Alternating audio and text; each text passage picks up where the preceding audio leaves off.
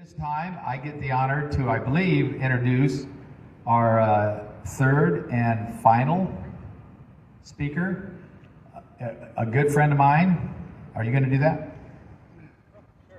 Okay, this gentleman, I met him back in 2016 in Orlando, I believe, and he's a passionate voice for libertarian ideas, and he comes from the experience of being in the service, being in some of these places. Adam Kokesh, why don't you come on up? Let's hear it for Adam Kokesh. Go ahead and stand up, Adam. Oh, wait.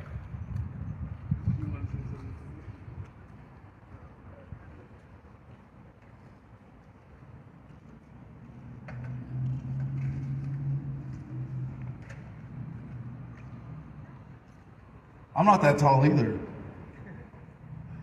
Thank you, Ben. Thank you, everybody, for being here. Thank you, Jeff and Angela. Before I get started, a little housekeeping. Would any undercover agents in the audience please raise your hands? Yeah? Oh, I see, yeah, you with the short hair and the khakis. Yes, okay. Just remember, there aren't any enemies, only friends we haven't converted yet. Before I get started, I got a shout out to Panvidia Magnus, who made this a national day of action. He is at a rally in Washington, D.C. today, and people all over the country are coming behind this message, end the damn wars. Now, it might feel a little awkward, right? Because Panvidia planned this from more than a few weeks before Joe Biden pretended to end the global war on terror. Is that a better way of describing it than he would say it? Ending the war in Afghanistan. So it's like, oh, we scheduled an anti-war rally to mark the 20th anniversary of 9/11, and then Joe Biden pretends to take away our biggest reason for being here right before it happens, right? And I'm like, wait a second. Angela and Jeff, in their speeches, decided to connect the global war on terror with the war on COVID. Jeez, I wasn't the only one who made that connection? Shit. I feel so unoriginal now. So, since Joe Biden pretended to end the global war on terror, I think it's very appropriate that we come together today and pretend to celebrate. So it's been 20 years since 9/11. Is that why we're here? It seems like it's one thing to have lived through a mountain of lies, one after another, like a frog in a pot of boiling water. You all know the analogy, right? You can boil a frog slowly, but if you drop one in hot water, it'll jump out like a kid getting groped by President Biden at a photo op.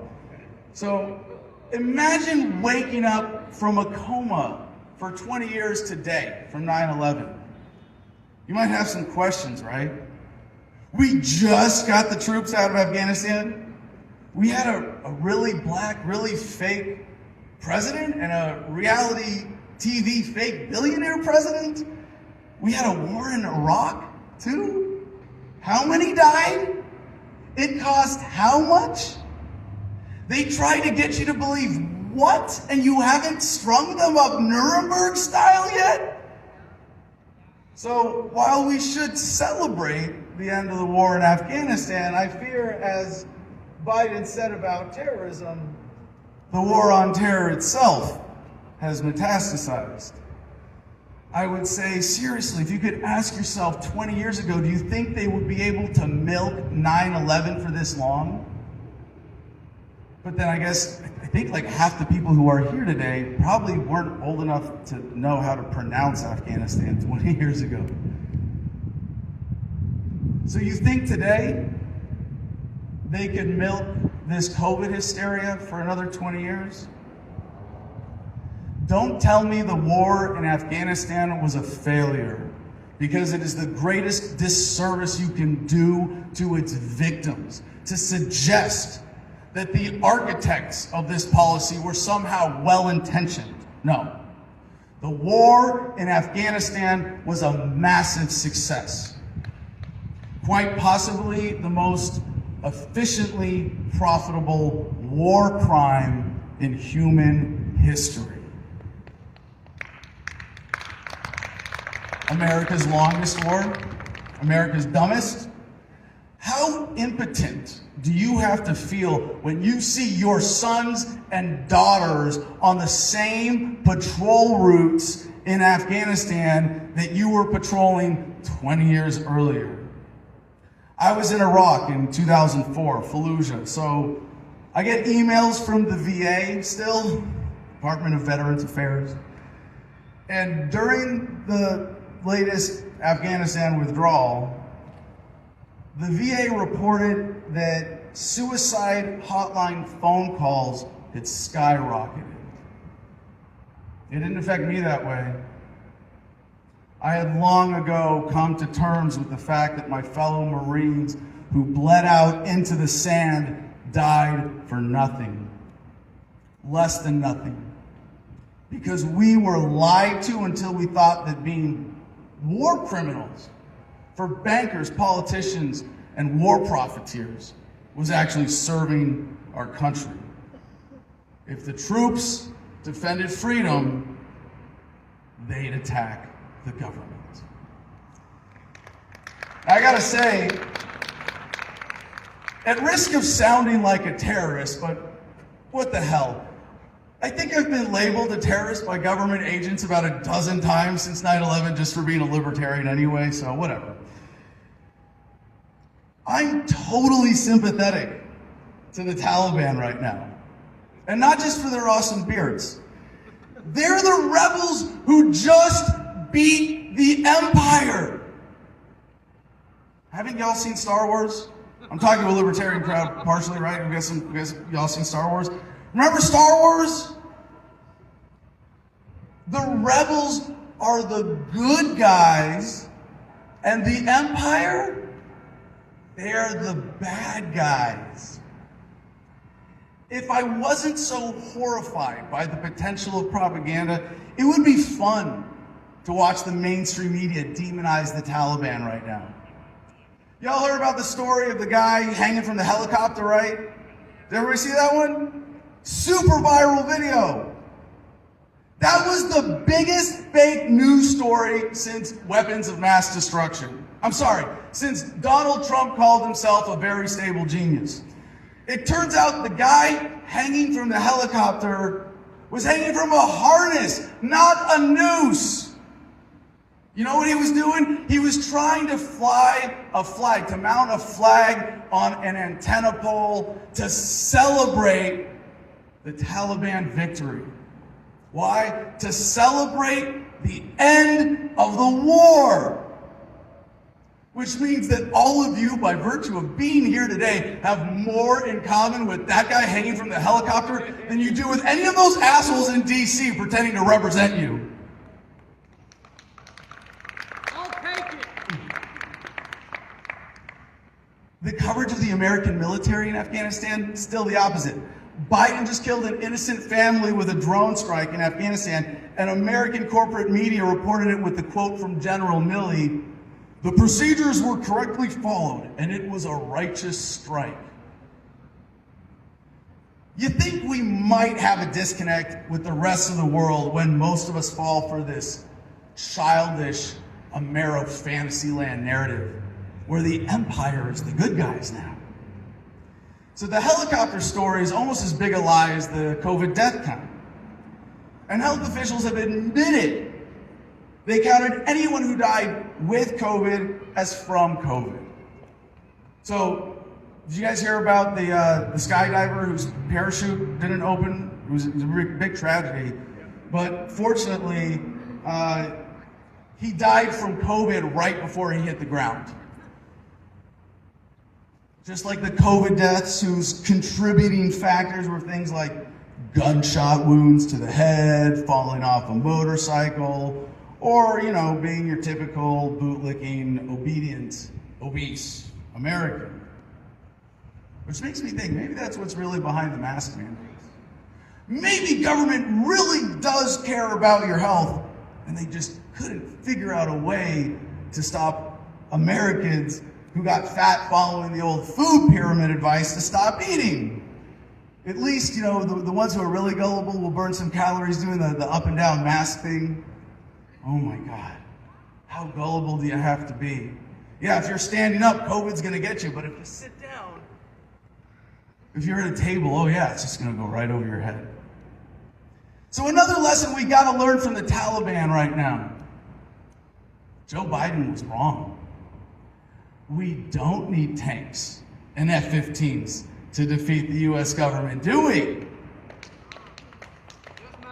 It might be just mountains, yeah. Don't worry, we got some mountains here. You've seen Red Dawn, right? It might take 20 years, but if we set our minds to it, and if Allah is on our side, and if the US government is as effective in Alabama as it was in Afghanistan, someday, we too can drive the US empire out of America! They're going to start calling us the American Taliban anyway. We might as well get out in front of it. So what if government by coercion as a global phenomenon is reaching its final phase now, rule by fear? What if 9/11 was merely the entry wound for a new parasite? What if giving up the overt wars in Iraq and Afghanistan was just so that this parasite could burrow deeper into our psyches with fear? What if all it takes ultimately to defeat this fear is love? 20 years. Does anybody feel safer now that the Taliban has been replaced with the Taliban? Biden didn't shrink government after ending the war. He made excuses to keep the surveillance state and the police state and the military-industrial congressional complex going stronger than ever. To quote a former California governor, Ronald Reagan said, "No government ever voluntarily reduces its size. Government programs once launched never disappear. Actually, a government bureau is the nearest thing to eternal life we'll ever see on earth."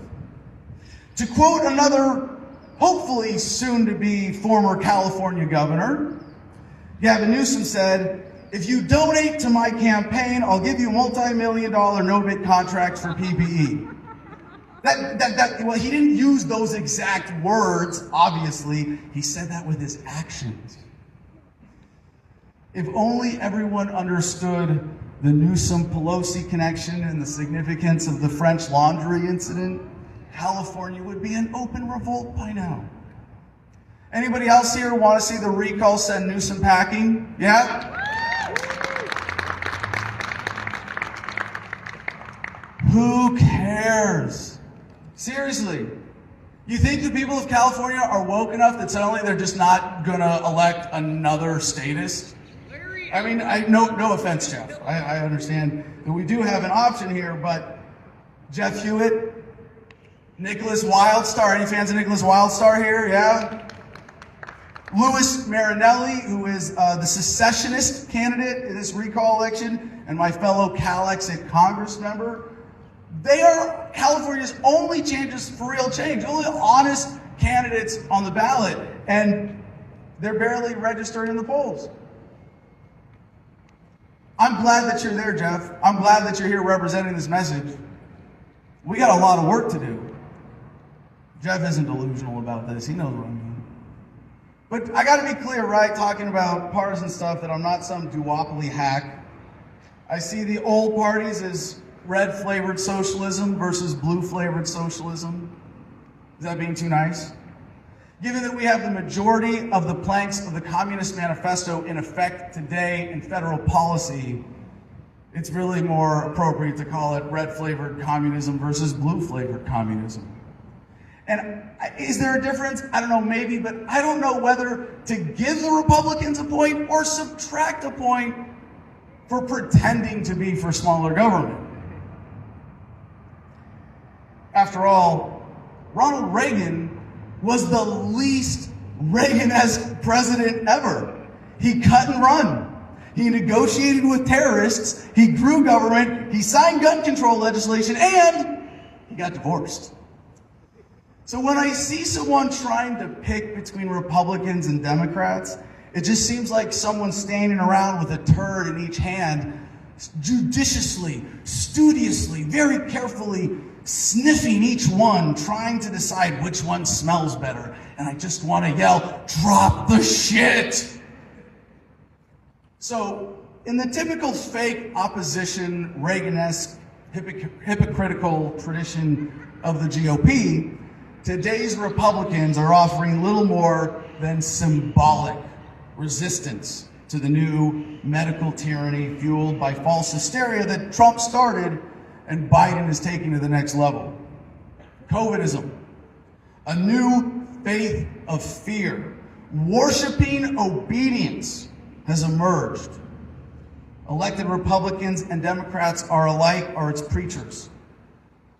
Statism has been a religion for a long time, a cult of authority. But COVIDism, this is something else. An extremist, fundamentalist sect. I would say that the COVIDists are like the Al-Qaeda of statists, but that's really not fair to Al-Qaeda because they only want half the population to wear masks. So how did we do on gender equality in Afghanistan, by the way? According to Human Rights Watch, only 37% of girls compared to 66% of boys are even literate today. It's a good thing we don't trust the government with our kids' education in America, right? Silly Afghans. You'd think after 20 years they'd know better. Now, I had some more dumb jokes about COVID, but odds are about 99.8% you won't get them anyway. And even if you got them, you probably wouldn't have any symptoms. Yeah, they're that bad. In fact, you're probably as likely to die from COVID-19 as my sense of humor. I take that back, actually. According to the CDC and the World Health Organization, what I say online, my jokes about COVID are so bad that they have to be labeled misleading medical advice and be censored, or else I killed your grandma. So how's that 2 weeks to flatten the curve going for you? So at first I was kind of excited that everybody was getting a little more germophobic, but now it's just hygiene theater. We have an abundance of data. I mean, how delusional do you have to be to still trust the 2 weeks to flatten the curve people? Look at Israel now. Highest vaccination rates, tons of new cases. The average American now is more afraid of COVID than they are of dying irrelevant losers who squandered the great promise of American freedom. Oops. Was I supposed to say that out loud? Oh yeah, all right, back to 9/11. And now we finally know what happened that day because Congress released the documents, and now we finally know who was really behind the attacks. No, wait, sorry. They released the UFO documents. Yeah, that was more important. Somehow the manipulated attention of the voting public made it more rational for a Congress member to fight the UFO transparency, fight for UFO transparency, than to release the who knows how many still classified documents about 9/11. Remember, not the 5th of November. Remember 9/11. Remember the Twin Towers, but not Building 7. Whatever you do, don't remember Building 7. Brent Terhune said about that, I like my women like I like my Building 7, going down for no reason. That's a conspiracy theory reference that 9 out of 11 people won't get. It's an inside joke. Speaking of which, does anybody have any new conspiracy theories? All of mine have come true. I need some new ones. Now, there have been voices who have tried to tell us and alert us and warn us. Does anybody here remember Ron Paul's what if speech from the floor of Congress in 2009? Yeah. So I'm going to abbreviate a bit of that. Ron Paul asked, what if our foreign policy of the past century is deeply flawed and has not served our national security interests? What if we wake up one day and realize that the terrorist threat is a predictable consequence of our meddling in the affairs of others and has nothing to do with us being free and prosperous? What if propping up repressive regimes in the Middle East endangers both the United States and Israel? What if someday it dawns on us that losing over 5,000 American military personnel in the Middle East since 9/11 is not a fair trade-off for the loss of nearly 3,000 American citizens, no matter how many Iraqi, Pakistani, and Afghan people are killed or displaced? What if we finally decided that torture, even if called enhanced interrogation technique, is self-destructive and produces no useful information, and that contracting it out to a third world nation is just as evil? What if it is finally realized that war and military spending is always destructive to the economy? What if all the wartime spending is paid for through the deceitful and evil process of inflating and borrowing? What if we finally see that wartime conditions always undermine personal liberty? What if the American people woke up and understood the official reasons for going to war are almost always based on lies and promoted by war propaganda in order to serve special interests? What if diplomacy is found to be superior to bombs and bribes in protecting America? What happens if my concerns are completely unfounded? Nothing. But what happens if my concerns are justified and ignored? Nothing good. And I yield back the balance of my time. Ron Paul from 2009, ladies and gentlemen. What if we had listened to him? According to estimates, which are necessary to rely on now because the U.S. federal government has yet to admit directly how much it cost the war in Afghanistan, over $2.3 trillion. Iraq and Syria, another $2 trillion. Also from the Brown University estimate that Biden himself cited $355 billion for counterterrorism operations in places such as Somalia and other parts of Africa. Really? $355 billion? That's a side tab. How much do you think it would take to buy off a Somali pirate? Be afraid, very afraid, we have pirates again, who's willing to risk his life to get his shitty gig as a fishnet dragger back. You see, Al-Shabaab offers to take care of their families plus 72 virgins. The American government's answer is, oh, we will fire a $70,000 missile from a $28 million drone flying at a cost of $3,624 per hour at your wedding party and kill your whole family. For just the cost of the missile, you can make that guy richer than he ever dreamed. Shit, for the cost of the drone, I'll quit. Seriously, in case anybody in the deep state is listening, if you don't like me calling you out every day, for just $28 million, you'll never hear from me again. What was that, Jeff? You said you'd go away for a lot less? I'll tell nuisance people. But it's worse than just the tab for $6.4 trillion, because a lot of that money was borrowed. And a lot of the costs of the global war on terror will be with us for decades. And I don't mean taking care of veterans, because let's be honest, the politicians don't care about taking care of veterans. They just want it to look like they care enough so that they can keep recruiting America's most gullible and obedient, best and brightest, to serve their country by signing up to kill strangers on the other side of the planet. If we don't stop the dollar racket that's at the heart of this thing, we are going to be paying interest to the bankers on the money borrowed for the wars in Afghanistan and Iraq for another 3 decades. Or we could just sidestep the whole racket with Bitcoin. Any cryptocurrency fans here? Yeah? And they're doing so much to fight it right now. Look at El Salvador and Cuba officially recognizing Bitcoin. I gotta say, I wonder if they're crazy. Don't they know that that's the best way to get the CIA to fund terrorism in your country so the bankers can order an invasion and then blame it all on Bitcoin? See, we were right from the beginning. Bitcoin causes terrorism. But what if we had listened to Harry Brown? Anybody here remember Harry Brown? Yes, we got some Old heads, old Libertarian Party people. On September 12th, 2001, the day after the attacks, Harry Brown wrote, "The terrorist attacks against America comprise a horrible tragedy, but they shouldn't be a surprise. It is well known that in war, the first casualty is truth.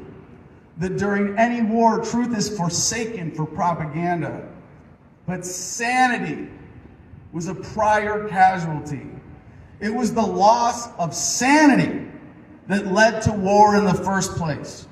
Our foreign policy has been insane for decades. It was only a matter of time until Americans would have to suffer personally for it. It is a terrible tragedy of life that the innocent so often have to suffer for the sins of the guilty." What if we applied the same skepticism to the war on COVID as the war on terror? What if the threat from COVID was exaggerated from the beginning?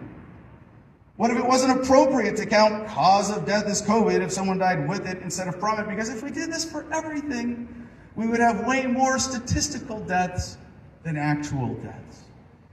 What if the only reason to censor doctors, or anyone really, is because your position can't stand up to scrutiny? What if the people who determined policy regarding COVID were government officials who knew they would never be held accountable for the side effects of their policies? What if the definition of the word vaccine itself was changed in order to include a new type of medication that would make you dependent on ever-recurring booster shots? What if the pharmaceutical companies making the COVID vaccine secured their own version of qualified immunity so they couldn't get sued for side effects because they knew that despite their massive payoffs, they might lose money if actually held accountable? What if the super rich getting richer is not an unforeseen side effect, but a deliberately engineered feature of the government response to COVID? What if we woke up now and stopped the fear? What if we stopped falling for their bullshit? What if we met their fear with our love? What if our skepticism of COVID policy is nothing more than the rantings of paranoid, tinfoil hat wearing theorists is completely unfounded? Well, we're still funnier than you humorless asshats in the corporate press. What if our skepticism is justified even in the slightest and ignored or censored and shadow banned into irrelevance? Well, just look around you. We'll stop saying "I told you so" eventually. What if we had listened to Henry David Thoreau when he said, "There are 1,000 hacking at the branches of evil to one who is striking the root"? Have you all noticed that Babylon is crumbling? You see it? Do you feel that here in California? You feel that here in Sacramento? I hate to admit it, but I go to my local Burger King for an Impossible Whopper every now and then. Anybody else want to admit to go into fast food? Yeah? Okay. So last time I went to Burger King, you know what I saw on the counter? There was a sign that said, "They're out of Whopper meat. Can't serve Whoppers." You're telling me that you can't get a Whopper at Burger King somewhere in America right now because of COVID? All right, the experiment has failed. Pack it up, boys. Someone call the Queen, tell her we want back in the British Empire. That's it. America's done. But wait, and this isn't a joke. There are McDonald's in England right now where, because of supply chain shortages, they're not even serving milkshakes. And I know that's a small thing to complain about. In California, what do we see popping up now? Bidenvilles, tent cities. Jeez, they're just getting bigger. I'll bet when you drive past one of these sprawling testimonies to human desperation, you're thinking, well, geez, I'm really glad they banned plastic straws in California. Which reminds me of my other favorite quote from Gavin Newsom that I made up recently. Suck it, Californians. Just make sure to use one of these crappy paper straws. Babylon is crumbling. You can feel it. Maybe in big chunks soon. Don't let any land on your head. They don't want you to know how big a deal it is right now with unemployment that people don't want to work if they're forced to get vaccinated. Despite all the free pizza and donuts, and I'm not making that shit up either. Those were actual incentives we've seen offered for getting the vaccine. Oh, you care about my health, do this healthy thing, pizza and donuts. Only about 54% of the US population is fully vaccinated right now, according to Google. That is, if you believe they wouldn't exaggerate that. Don't let them bully you into thinking that you are in the crazy minority. So why is it crumbling now? The assholes in BlackRock and Vanguard Holdings, who own over half the corporate media and Big Pharma in America, they know what they are doing. They're getting their last licks in on a dying system. They know their days are numbered, and they're still laughing at us. They are laughing at how pathetic the people who fall for their racket are, and how impotent we who see what's going on are to stop them. Quote, "It has been said that when in the course of human events, an oppression so revolts its subjects, it becomes necessary to alter or abolish the means of that tyranny. Is it that time when our Bill of Rights is defiled every day? When our adventures abroad threaten our security at home? When the Federal Reserve keeps our free nation enslaved by debt? When the people of the world tremble under the thumb of American corporate imperialism?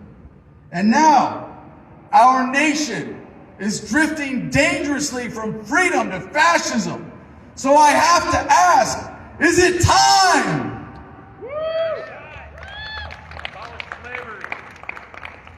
By the way, that was a quote from me. Yeah, I said that at the Ron Paul Revolution March in 2008.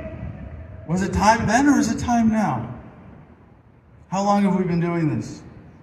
In reality, it was time a long time ago, but there are more of us now than ever before who realize it. I'm celebrated as an anti-war activist because I'm also a war criminal. I am a war criminal not only because I tortured Iraqis, but just because I deployed to Iraq as part of the criminal invading and occupying forces.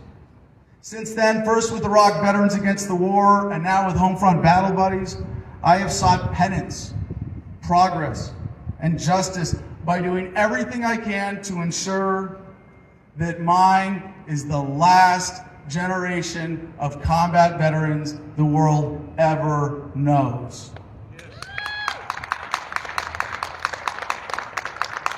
Homefront Battle Buddies is the nonprofit I recently started with a team of libertarian veterans with a wide variety of military experiences to facilitate veterans' access to alternative therapies not available through the VA.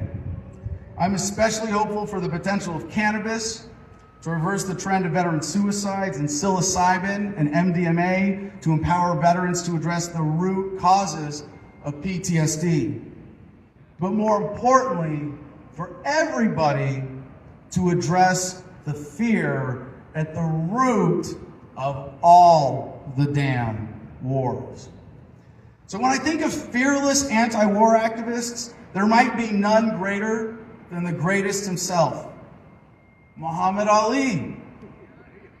As Al Sharpton said of his refusal to submit to the draft for the war in Vietnam, when it was still popular, quote, "For the heavyweight champion of the world, who had achieved the highest level of athletic celebrity, to put all of that on the line, the money, the ability to get endorsements, to sacrifice all of that for a cause, gave a whole sense of legitimacy to the movement and the causes with young people that nothing else could have done.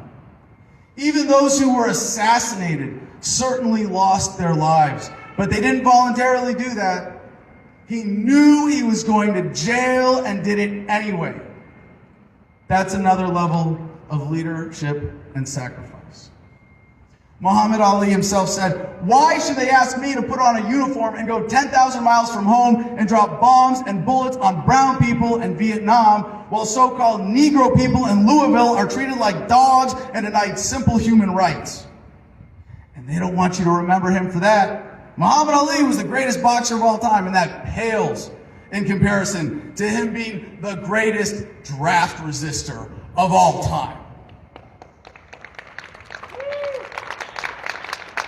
And that's what it's going to take. Muhammad Ali's size courage, not of violence, but of convictions. You think that's impossible? I hear it a lot. That'll never happen, Adam. You're way too optimistic, Adam. You have way too much faith in humanity, Adam. Muhammad Ali also said, impossible is just a big word thrown around by small men who find it easier to live in the world they've been given than to explore the power they have to change it. Impossible is not a fact, it's an opinion. Impossible is not a declaration, it's a dare. Impossible is potential. Impossible is temporary. Impossible is nothing. By the way, we need more of the stormtroopers to become former stormtroopers, do we not? And you can get out of the military as a conscientious objector at any time. GIRightsHotline.org can help. And I encourage everyone to write that down and share it with anybody you know on active duty in the military who is having that conscience eating away at the back of them, where they know that what they're doing is wrong and they just need a little help. They just need someone to show them the way out. But they, them, those, they want you to be afraid, and fear is just imaginary. Danger is real. Fear is in your head. How should we face danger? With a fear that makes us submissive and weak and reactionary? Or with love that strengthens and protects us? If their war is a war on terror, which is really a war of terror, that is a war to make you afraid, we might be wise to remind ourselves that the opposite of fear is love. Thank you. It's a war on love. Fundamentally, that's what we're up against. Why is it so important to celebrate modern heroes of war resistance? Resistors like Aaron Wattada, Chelsea Manning, reality winner, so many others. Aside from the fact that declaring yourself a conscientious objector like Muhammad Ali is the right thing to do, eventually the guns of government will be turned on you too. I shouldn't have to remind you of the National Guard going house to house for gun confiscations after Katrina. They're going door to door right now, and they don't even need to point guns at you to get you to submit to a needle with a lot of expensive strings attached. When I think about what to do to resist fear, I think of the words of Mario Savio from Berkeley, 1964. There's a time when the operation of the machine becomes so odious, makes you so sick at heart that you can't take part. You can't even passively take part. And you've got to put your bodies upon the gears and upon the wheels, upon the levers, upon all the apparatus, and you've got to make it stop. And you've got to indicate to the people who run it, to the people who own it, that unless you're free, the machine will be prevented from working at all.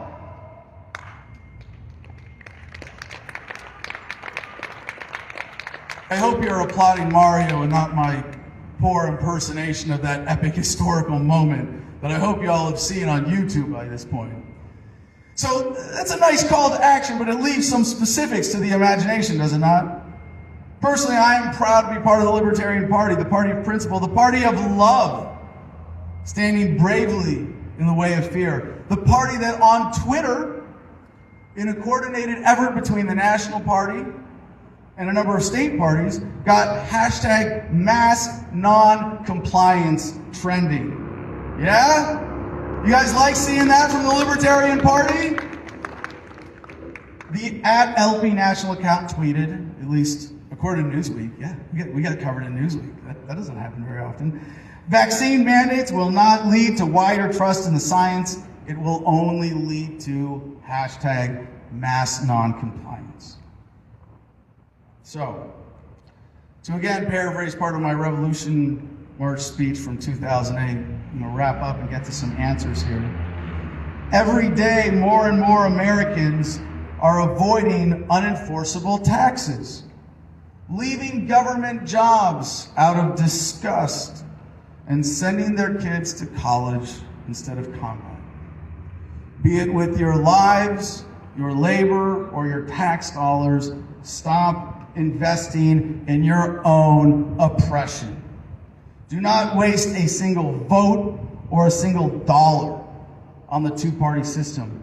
Do not be content merely to grumble and march as they are using fear, force, and violence as weapons of oppression. We must embrace the opportunity to resist civilly while we still can. Take a look at the thoughtful, passionate people around you here today and throughout this country at similar events today, marking this grim anniversary. Do not leave here without meeting a new brother or sister in the struggle. Challenge our force-fed culture of unquestioning obedience and conformity. Embrace a world that is not defined by the politics of fear, our obedience-producing schools, or the false prophets of the corporate media. As we have been awakened, we must stir the sleeping masses. As the forces of oppression are diligent, so must we toil. As they are committed, we must surpass them. As they step up their efforts, we must rise up to defeat them as a unified movement. But united in what? Love? Come on, Adam, you goofy tree-hugging hippie. Seriously? That's all you got? Well, with the help of John Lennon, let me try to explain. He said, quote, "When it gets down to having to use violence, then you are playing the system's game. The establishment will irritate you, pull your beard, flick your face to make you fight. Because once they've got you violent, then they know how to handle you. The only thing they don't know how to handle is nonviolence and humor." Yeah. Nonviolence and humor? Oh, and memes. Did I forget memes? Those are our weapons. What? That's how you know you're on the right side. They have fear and violence and oppression, and we have love and nonviolence and humor and memes. They have fear. This is what we have. They will lose every time. So on behalf of the part of humanity that realizes that we are victims, those of us who will not rest until the criminals who run the world today are brought to justice, to paraphrase the late, great Muhammad Ali, if you even dream of beating us, you better wake up and apologize. But it's not a fight. You want to make it win or lose? You can choose right now to live in love, to love yourself, to love humanity, and to be so brave and confident, standing in your love, that fear can't even touch you. Or you can choose the opposite and be a loser. Simple as that. Love yourself and you will look at fear differently. So what drives they, them, those to evil? It's their own fear. If we are going to beat them, We must love them so much that the mere concept of beating them is completely irrelevant. And I mean everybody who runs the system, from the Rockefellers at the top to the petty Karens at the bottom. You want to end the wars? Yeah? All of them? This is what it's going to take. This is what it means to strike the root of evil. This is what it means to strike the root of war and militarism and statism and COVIDism. When every last human on earth experiences the love we all need, we will all have the conscience to object and finally end the damn wars. Thank you very much.